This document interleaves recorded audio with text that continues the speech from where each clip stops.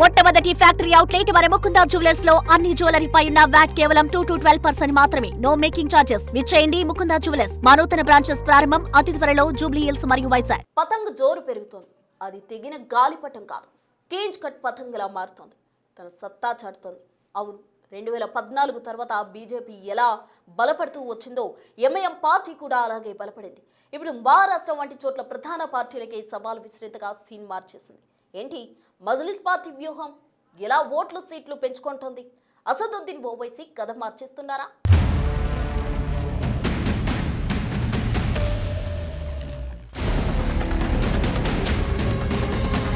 పతంగ్ power చూపుతోంది. దేశమంతా చుట్టి వస్తోంది. ఎక్కడైనా జెండా ఎగరేస్తానంటోంది. అవును, మీరు వింటున్నది పాత బస్తీ నుంచి ఎదిగి దేశ రాజకీయాలపై ముద్ర వేస్తోన్న మజ్లిస్ గురించి. ఎంఐఎం పార్టీ దేశంలో సైలెంట్ గా రైజింగ్ అవుతోంది. క్రమంగా విస్తరిస్తోంది. బలం చాటుకుంటోంది. పవర్ షేరింగ్ లో భాగమవుతానంటోంది. మొన్నటి మహారాష్ట్ర మున్సిపల్ ఎన్నికల ఫలితాలు చూశాక మజ్లిస్ రైజింగ్ గురించి అంతా మాట్లాడుకుంటున్నారు. ఎక్కడ ఓల్డ్ సిటీ, ఎక్కడ ముంబై, థానే, పుణె అయినా సరే జోరు చూపించింది. గత అనుభవాల నుంచి పాఠాలు నేర్చుకుని పవర్ చూపుతోంది. అసలు ఎంఐఎం ఇప్పుడు ఎలాంటి రిజల్ట్ రాబట్టింది? దేశంలో దాని ఫ్యూచర్ స్కోప్ ఎంత? ఇలాంటివన్నీ డీకోడ్ చేద్దాం. హైదరాబాద్ లో 7 ఎమ్మెల్యేలు, 2 ఎమ్మెల్సీలు, 67 కార్పొరేటర్లు, ఓవరాల్ గా తెలంగాణలో 70 మంది కౌన్సిలర్లతో ఎంఐఎం తన పరిధిలో విస్తరించి ఉంది.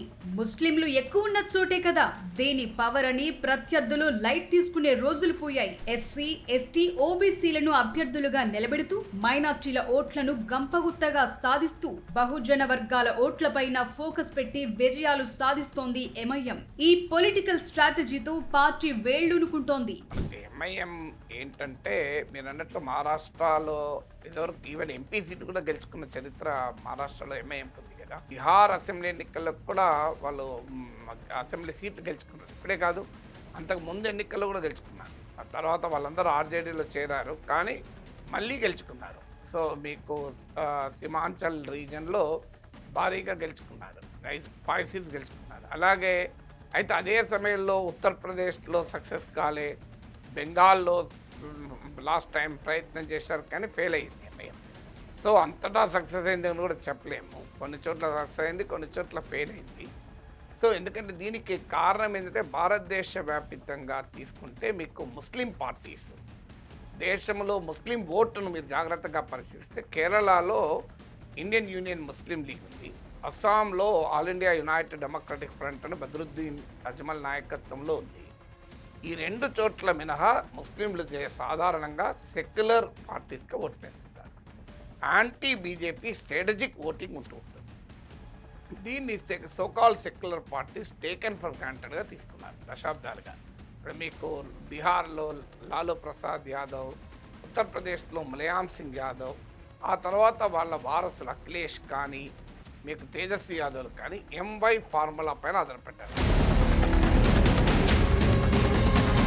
మహారాష్ట్ర మున్సిపల్ ఎన్నికల్లో ఎంఐఎం ఇటీవల చూపిన ప్రదర్శన చూస్తే పొలిటికల్ స్టోరీ ఎలా మలుపులు తిరుగుతుందో అర్థం చేసుకోవచ్చు. 13 మున్సిపల్ కార్పొరేషన్లలో 126 కార్పొరేట్ స్థానాలను గెలుచుకోవటం అంటే మాటలు కాదు. జాతీయ స్థాయిలో తమ సత్తా ఎలా ఉండబోతోందో చెప్పింది. మహారాష్ట్ర మున్సిపల్ కార్పొరేషన్లలో ఓవరాల్ గా 126 కార్పొరేట్ సీట్లు గెలిచిన మజ్లిస్ ఎన్సీపీ శరద్ పవార్ పార్టీ కంటే దాదాపు 3 రెట్లు ముందంజలో ఉంది. అలాగే శివసేన, యూబీటీ, ఉద్ధవ్ బాలాసాహెబ్ ఠాక్రే పార్టీ కంటే కేవలం 30 సీట్లు వెనుకంజలో ఉంది. అంతెందుకు 2024 మహారాష్ట్ర అసెంబ్లీ ఎన్నికల్లో ఎంఐఎం పార్టీ మాలెగావ్ సెంట్రల్ స్థానాన్ని కూడా గెలుచుకుంది. మైనార్టీలు ఎక్కువగా ఉండే పట్టణ ప్రాంతాలపై తన ఫోకస్ మరింత పెంచుకుంటోంది. సెక్యులర్ పార్టీస్ ముస్లింలను ఓటు బ్యాంకులుగా మార్చుకున్నారు. రియాలిటీలో ముస్లింల social, economic and political empowerment జరిగింది ఏమీ లేదు. కేవలం వాళ్ళను ఓటు బ్యాంకులుగా మార్చుకున్నారు. మీకు బెంగాల్లో మమతా బెనర్జీ చేసిందని, అక్కడ కూడా కేరళలో కాంగ్రెస్ పార్టీ ఐఎంఎల్తో కలిసి చేసిందని, మన దగ్గర కూడా తెలంగాణలో మీరు చూడండి, ఎవరు అధికారం ఉంటే వాళ్ళు బీఆర్ఎస్తో కలుస్తారు, ఎంఐఎంతో కలుస్తారు. 10 ఏళ్ళు కాంగ్రెస్ పార్టీ కలిసింది, దాదాపు 9 ఏళ్ళు బీఆర్ఎస్ కూడా కలిసి, ఇప్పుడు మళ్ళీ కాంగ్రెస్తో కలిసింది. అందులో దేశమంతటా సెక్యులర్ పార్టీస్ను ముస్లింలను ఒక వ్యూహాత్మక ఓటు బ్యాంకుగానే భావిస్తారు. ఔరంగాబాద్, షోలాపూర్, నాందేడ్ వంటి ప్రాంతాల్లో డజన్ల కొద్ది కార్పొరేట్ స్థానాలను గెలుచుకుంది ఎంఐఎం. ముస్లిం, దళిత ఓట్లు ఎక్కువగా ఉన్న వార్డుల్లోనూ మజ్లిస్ పార్టీ మెరుగైన ఫలితాలు సాధించింది. మహారాష్ట్రలో ముస్లిం డామినేటెడ్ అర్బన్ ఏరియాలైన మరఠ్వాడ, వెస్టర్న్ మహారాష్ట్ర, ముంబై, థానే వంటి చోట్ల పతంగ్ పాతుకుపోతోంది. 2014 తర్వాత బీజేపీ విస్తరణతో పాటే ఏఐఎంఐఎం విస్తరణ కూడా జరుగుతూ వస్తోంది. 2025 ఢిల్లీ అసెంబ్లీ ఎన్నికల్లో ఎంఐఎం తన ఖాతా తెరవటంలో విఫలమైనప్పటికీ దాదాపు 40% ముస్లిం జనాభా ఉన్న ముస్తఫాబాద్ నియోజకవర్గంలో 33,474 ఓట్లను సాధించింది. ప్రతిపక్ష పార్టీల మధ్య ఓట్ల చీలిక కారణంగా బీజేపీకి చెందిన మోహన్ సింగ్ బిష్ట్ 17,578 ఓట్ల తేడాతో గట్టెక్కారు. ఏఐఎంఐఎం 3వ స్థానంలో నిలిచినప్పటికీ నిర్ణయాత్మక శక్తిగా నిలిచింది. ఇక ఉత్తరప్రదేశ్లోనూ మజ్లిస్ పార్టీ బేస్ పెరుగుతోంది. 2022 యూపీ అసెంబ్లీ ఎన్నికల్లోనూ ఇదే తరహా ధోరణి కనిపించింది. ఇక్కడ ఎంఐఎం కొన్ని సీట్లను ప్రత్యేకంగా ఎంపిక చేసుకుని పోటీ చేసింది. బిజ్నోర్, మోరాదాబాద్ సహా కనీసం 7 నియోజకవర్గాల్లో దాని ఓట్ల వాటా సమాజ్వాదీ పార్టీ నేతృత్వంలోని కూటమి కంటే ఎక్కువ షేర్ రాబట్టింది. పరోక్షంగా బీజేపీ విజయాలకు కారణమైందన్న వాదన కూడా వినిపించింది. ఏదైనా రాష్ట్రంలో పోల్సింగ్ లోకి ఏఐఎంఐఎం ఎంట్రీ ఇస్తే చాలు, గెలుపు లేకపోయినా ఎన్నికల స్క్రీన్ ప్లే మారుస్తుందని ఇతర ప్రత్యర్థి పార్టీలు వ్యూహాలను పునఃసమీక్షించుకోవాల్సిన పరిస్థితి వస్తోంది. భారతీయ జనతా పార్టీ ఎమర్జ్ కావడం వల్ల దేశవ్యాప్తంగా హిందూ మెజారిటేరియన్ పాలిటిక్స్ మొదలయ్యాయి. హిందూ మెజారిటేరియన్ పాలిటిక్స్లో ప్రధానమైంది యాంటీ ముస్లిం రెటరిక్. మీకు మూకదాడుల నుంచి మొదలుకోవచ్చు, హేట్ స్పీచ్ కావచ్చు, అసలు బీజేపీకి చెందిన ఒక్క ఎంపీ ముస్లిం లేకపోవడం కావచ్చు. సో బీజేపీ ఎమర్జ్ కావడం వల్ల పార్లమెంట్లో కూడా ముస్లిం రిప్రజెంటేషన్ గణనీయంగా పడిపోయింది. సో బీజేపీ మెజారిటేరియన్ పాలిటిక్స్ ఒకవైపు ఎమర్జ్ అవుతుంటే దాన్ని కౌంటర్ చేయడంలో సెక్యులర్ పార్టీస్ బీజేపీకి ఎక్కడ హిందూ ఓటు కన్సాలిడేట్ అవుతున్న భయంతో మరింతగా ముస్లిం ఎంపవర్మెంట్ మానేసి ముస్లిం అపీజ్మెంట్ కూడా భయపడే దశకు వచ్చారు. దాంతో ముస్లిం ఓటర్లలో కాస్త అసంతృప్తి పెరిగింది. ఏంటి మా పరిస్థితి? అటు బీజేపీ ఏమో అటాక్, ఇటు సెక్యులర్ పార్టీస్ మా పట్ల గట్టిగా నిలబడవు. ఎంఐఎం విస్తరణకు కేంద్ర బిందువుగా అసదుద్దీన్ ఓవైసీ ఉన్నారు. ఆయన ప్రజాకర్షక వ్యవహారం, వాక్చాతుర్యం పార్లమెంటులో వాడివేడి ప్రసంగాలు పవర్ఫుల్ ముస్లిం లీడర్ గా మార్చాయి. ఆయన స్పీచ్లు పట్టణ, సెమీ అర్బన్ ఓటర్లలో ముఖ్యంగా విద్యాధిక వర్గాల్లో ఆయన్ను భవిష్యత్ స్వరంగా చూస్తారు. పార్లమెంటులో ఓవైసీ మైనార్టీల హక్కులు, పౌరసత్వ చట్టాలపై గట్టిగానే మాట్లాడుతుంటారు. ఆపరేషన్ సింధూర్ తరువాత ఇస్లామిక్ దేశాలతో సంబంధాలు సహా అంతర్జాతీయ పార్లమెంటరీ ప్రచారం ద్వారా ఆయన నేషనల్ ప్రొఫైల్ ని కూడా ఇంకాస్త పెంచుకున్నారు. భారతీయ ముస్లింల ప్రతినిధిగా మారారు. ఏఐఎంఐఎం విస్తరిస్తున్న తీరుతూ ఇతర పార్టీల వ్యూహాలకు బ్రేకులు వేసేలా మారాయి. హైదరాబాద్ దాటి వస్తున్న ఈ ఫలితాలు ఎఫెక్టివ్నెస్ ను పెంచుతున్నాయి.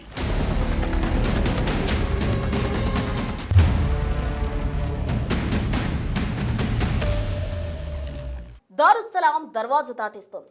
ఓల్డ్ సిటీ నుంచి ఏ సిటీనైనా శాసిస్తానంటోంది. దేశమంతా ఎన్నికల దరు వేయడానికి రెడీ అంటోంది. అన్ని లెక్కలు వేసుకొని పక్కాగా బరిలో దిగి అనుకున్న రిజల్ట్ రాబడుతోంది. పొలిటికల్ ఈక్వేషన్స్ ను టార్గెట్ చేస్తోంది మజ్లిస్ పార్టీ. మైనార్టీ యూత్ కు ఇది మౌత్ పీస్ పార్టీగా మారిపోయింది. మహారాష్ట్ర మున్సిపల్స్ ఎంఐఎం పార్టీకి ఒక దిక్సూచిగా మారాయా?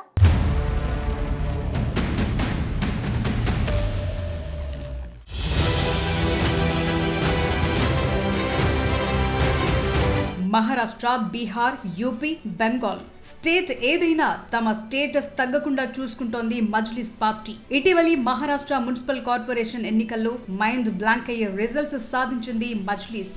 ఛత్రపతి సంభాజీ నగర్ అంటే పూర్వపు ఔరంగాబాద్ లో 115 సీట్లలో 33 సీట్లు సాధించి రెండో అతి పెద్ద పార్టీగా అవతరించింది.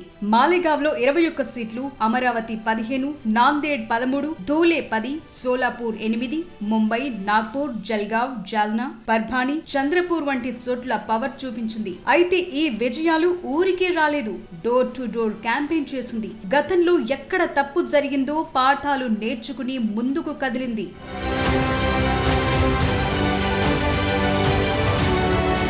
ఒకసారి బీహార్ అసెంబ్లీ ఎన్నికల్లో ఎంఐఎం పార్టీ ఎలాంటి మ్యాజిక్ చేసిందో చూద్దాం. 2025 బీహార్ అసెంబ్లీ ఎన్నికల్లో ఏఐఎంఐఎం పార్టీ 5 సీట్లు గెలిచింది. 2020 ఎన్నికల్లోనూ 5 సీట్లే గెలిచింది. కానీ పార్టీ ఓట్ షేర్ 1.3% నుంచి దాదాపు 2% పెరిగింది. గెలిచిన సీట్లన్నీ సీమాంచల్ ప్రాంతంలోనివి. ఇవన్నీ ముస్లిం మెజార్టీ ఏరియాలే. బలరాంపూర్, ఠాకూర్గంజ్ వంటి సీట్లలో 2 స్థానంలో నిలిచి చాలా తక్కువ మెజార్టీతో ఓడిపోయింది ఎంఐఎం. చెప్పాలంటే ఏఐఎంఐఎం ఇప్పుడు బీహార్ అసెంబ్లీలో వామపక్షాలను వెనక్కునెట్టి 6వ అతిపెద్ద పార్టీగా నిలిచింది. అక్కడ కాంగ్రెస్ కు 6 సీట్లే వచ్చాయి. మహాగఠబంధన్ ముస్లిం ఓట్లు చీల్చుకోవడంతో ఎంఐఎం కు బెనిఫిట్ జరిగింది.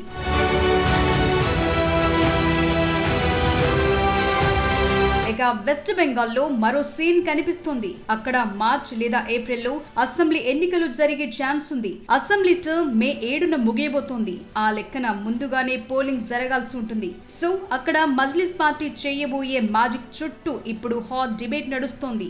మాల్దా, ముర్షిదాబాద్ వంటి ముస్లిం డామినేటెడ్ ఏరియాల్లో మెంబర్షిప్ డ్రైవ్ నిర్వహిస్తోందా పార్టీ. బెంగాల్లో ముస్లిం జనాభా 40% దాటిపోయిందని, అన్ని సీట్లలో పోటీ చేస్తామని ఇటీవలే ఎంఐఎం నేతలు ప్రకటించారు.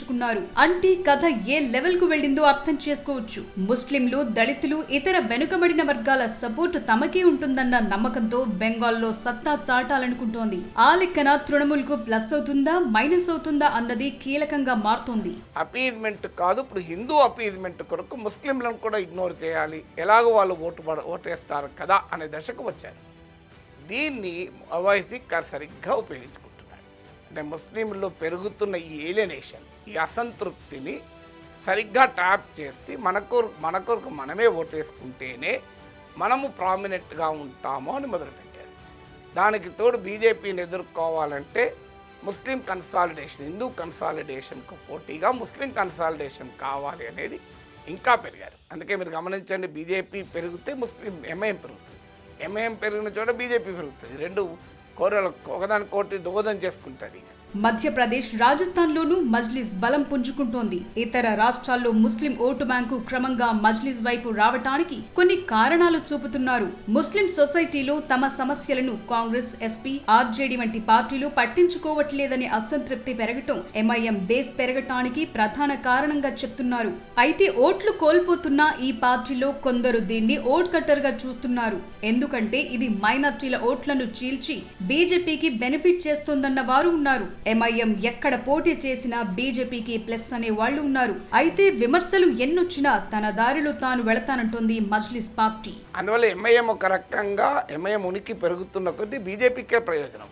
ఎందుకంటే బీజేపీ హిందూ కన్సాలిడేషన్ పెరుగుతుంది, సెక్యులర్ పార్టీస్కి ఒక బలమైన ఓటు బ్యాంక్ వెళ్ళిపోతుంది. ఇప్పుడు అందుకే ఎంఐఎం దేశమంతటా చేస్తున్న పని ఏంటంటే బీజేపీ పెరుగుదలకు దోహదం చేస్తుంది. యూపీలో 73 సీట్లలో ముస్లిం జనాభా 30% మించి ఉంది. ఏఐఎంఐఎం మైనార్టీలను దాటి ఎస్సీ, ఎస్టీ, బీసీలను ఆకర్షించే ప్రయత్నాలు చేస్తోంది. వెనుకబడిన వర్గాల హక్కుల కోసం పోరాడే పార్టీగా రీబ్రాండింగ్ చేసుకునే పనిలో అసదుద్దీన్ ఓవైసీ ఉన్నారు. అందుకే ఇటీవలి బీహార్ అసెంబ్లీ ఎన్నికల్లో 25 మంది పోటీ చేస్తే అందులో 2 నాన్ ముస్లింలకు అవకాశం ఇచ్చారు. తెలంగాణ, మహారాష్ట్ర, యూపీలో కూడా హిందూ, దళిత క్యాండిడేట్లను నిలబెడుతోంది.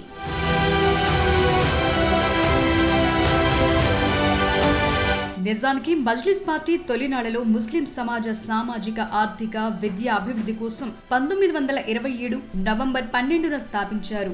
ఇది రకరకాల లీడర్ల చేతుల్లో నుంచి ఓవైసీ కుటుంబం చేతికి పగ్గాలుచ్చాయి. ఇప్పటికీ వారి ఆధ్వర్యంలోనే పార్టీ దేశవ్యాప్తంగా సంచలనాలకు కారణమవుతోంది. 1944లో బహదూర్ యార్ జంగ్ మరణం తర్వాత కాసిం రిజ్వీ బాధ్యతలు తీసుకున్నారు. ఆ టైంలో ఈ పార్టీ హైదరాబాద్ నిజాం పాలనలో ముస్లిం హక్కుల కోసం పనిచేసింది. 1948లో హైదరాబాద్ భారత్లో విలీనమైన తరువాత ఎంఐఎం పార్టీ అస్తిత్వం కోల్పోయింది. కాసిం రిజ్వీ పాకిస్తాన్ పరారయ్యాడు.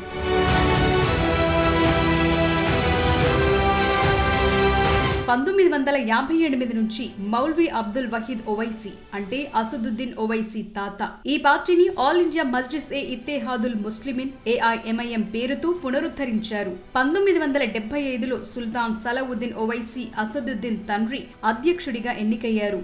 ఆ కాలంలో పాత బస్తీలో ఈ పార్టీ బలమైన బేస్ నిర్మించుకుంది.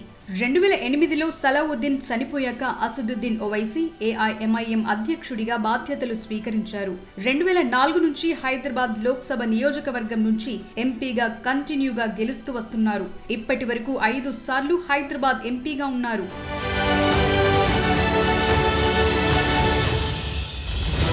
మజ్లిస్ విస్తరణ ఒకవైపు ముస్లిం సమాజంలో కాన్ఫిడెన్స్ పెంచుతోంది, మరోవైపు పొలిటికల్ పోలరైజేషన్ కు కారణమవుతోంది. నిర్ణయాత్మక ఓట్లను ప్రభావితం చేసే శక్తిగా ఎదుగుతోంది.